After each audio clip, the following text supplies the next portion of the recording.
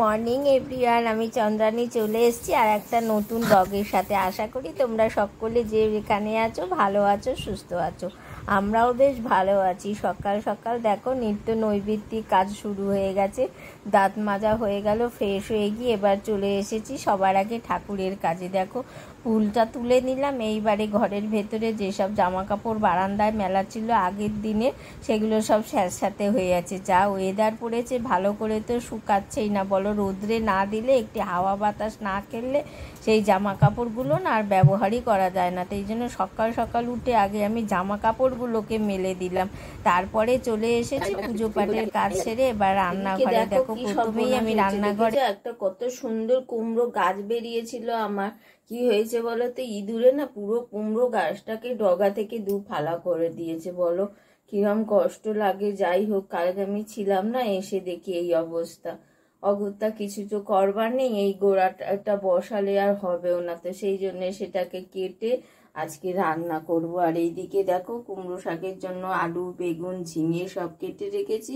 আর এখানে দেখো বেগুন ভাজা কেটে রেখেছি। আর এখানে দেখো একটু সামান্য চিচিঙ্গে ছিল, চিচিঙ্গে দিয়ে আলু কেটে রেখেছি। আর এখানে দেখো এই যে শুক্তো রান্নার সব কেটে রেখেছি। এইগুলো করব। আর মাছ আছে, এই আজকের রেসিপি। এদিকে দেখো বড়িটা ভেজে নিয়েছি, আর আগে বেগুনটা ভেজে নিয়েছি। আর এখানে দেখো এই যে শাকটা বসিয়ে দিয়েছি। দেখছো একদম উঁচু চুপু হয়েছে, অনেকটা শাক না, মনটা খুব খারাপ লাগছে জানো তো। এই দেখো এদিকে বসিয়ে দিয়েছি শুক্তোটা। এদিকে তো দেখালাম লাউ শাকটা হয়ে গেছে, এদিকে শুক্তোটা বসিয়ে দিয়েছি। তারপরে করবো চিচিঙ্গে। আর এইদিকে তো জানোই আমি চালটা আগে ভিজিয়ে রাখি, চালটাকে ভিজিয়ে রেখেছি।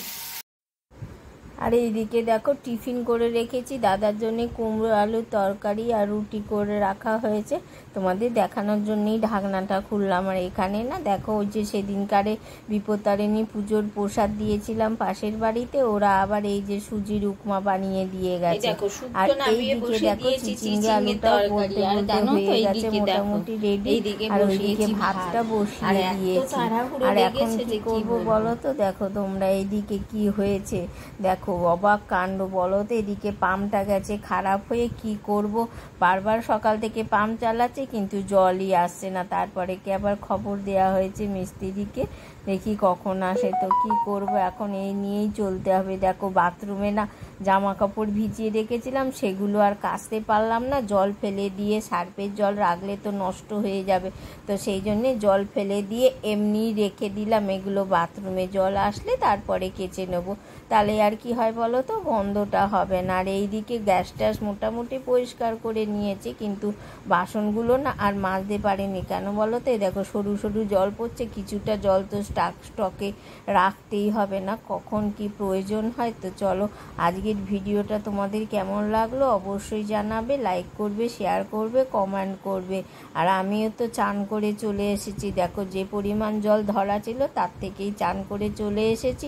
আর আমাকে না একটুখানি বেরোতে হবে জানো তো, কেন বলো তো, দাদা কাল গেছিলো ওষুধ আনতে, আমার ওষুধ পায়নি। তো দাদাও তো বেরিয়ে গেছে এখন, সেই জন্যে চলো আমাকেই যেতে হবে। তাই আমি পুজো পাঠ সেরে রেডি হয়ে নিলাম ওষুধ আনার জন্যে।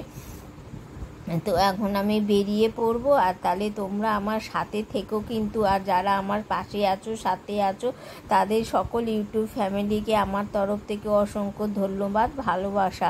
আর আজকের মতো ভিডিওটা আমি এখানেই শেষ করব। চলো দেখা হবে আগামীকাল আবার অন্য